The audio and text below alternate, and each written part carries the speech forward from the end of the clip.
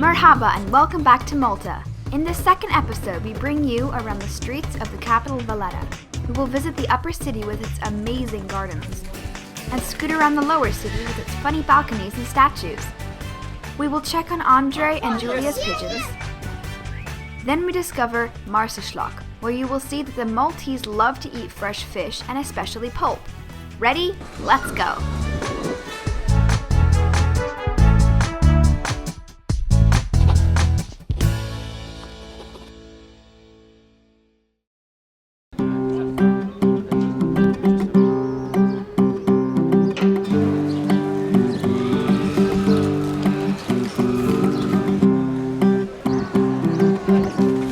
Walk around the streets of Valletta, it's like being in one big fort.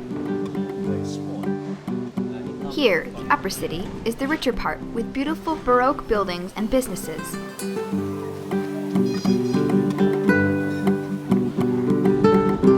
Valletta has only 7,000 inhabitants. It is the smallest capital of Europe, so it's pretty quiet. There are also nice gardens with an amazing view of the port. It's called Upper Baraka.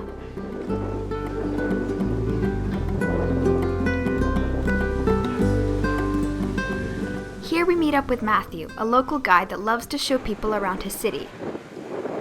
He brings us to see the person that built the city, a French knight from the Order of Malta called Jean Périsseau de la Vallette.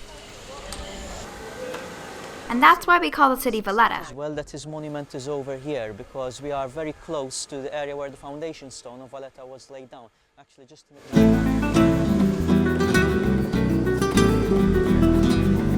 It's not only the French that occupied the island.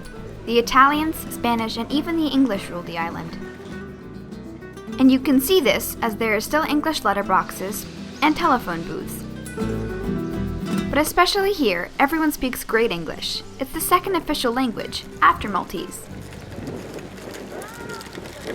In the big square, just in front of the Knight's Palace, Matthew taught us Maltese. The French were here for only 2 years, but we still say bonjour in Maltese, which is hello in the morning. From Arabic, when you say goodbye, you can say saha, which means good health, basically. How do we say thank you? That would be grazie, so that is from Italian, from grazia.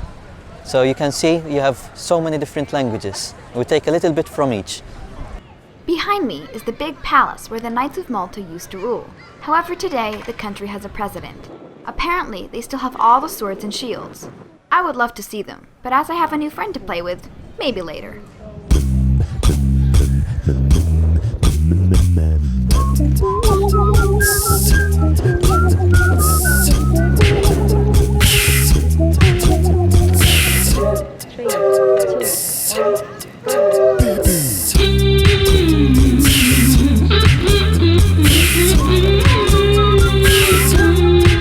Now we leave Matthew to see the lower city. It's a lot less touristy, but just as nice. Its balconies, statues of saints at every corner, and its food stores. Do you see that? To make the shop bigger, they use a lorry.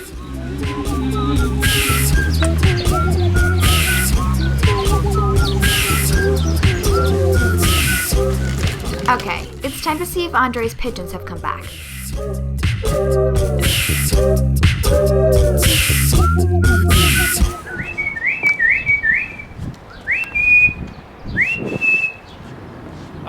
Yes. This morning, the pigeons were let free 140 kilometers away in Sicily, but they can fly much longer distances, like from Rome, for example. Today we are waiting on 20 pigeons, but sometimes they never come back. This time, neither of them won, but both Andre and Julia have won races. Andre was even a national champion, but that takes a lot of work. He's there.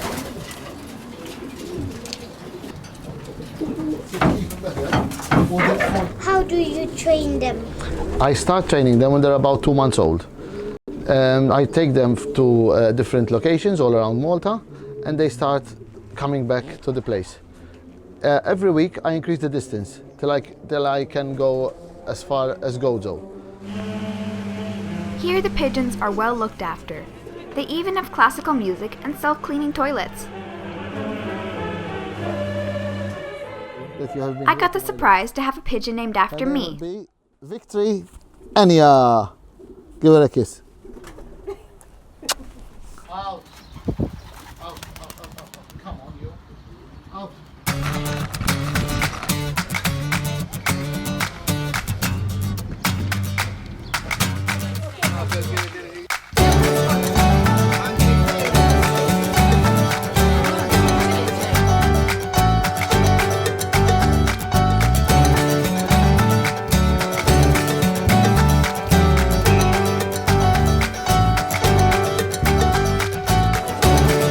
Like all Sundays, today is market day in Marsaxlokk, where the Maltese come to buy the catch of the day.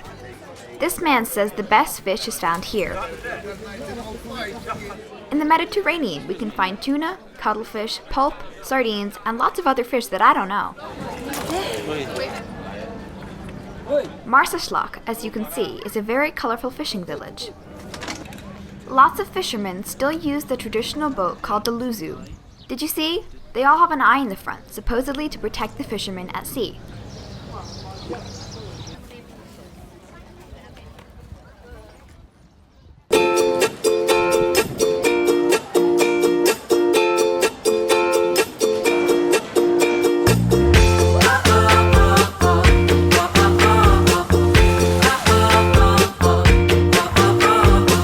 After a long day, we were happy to get back to the hotel to rest, because tomorrow we have another busy day.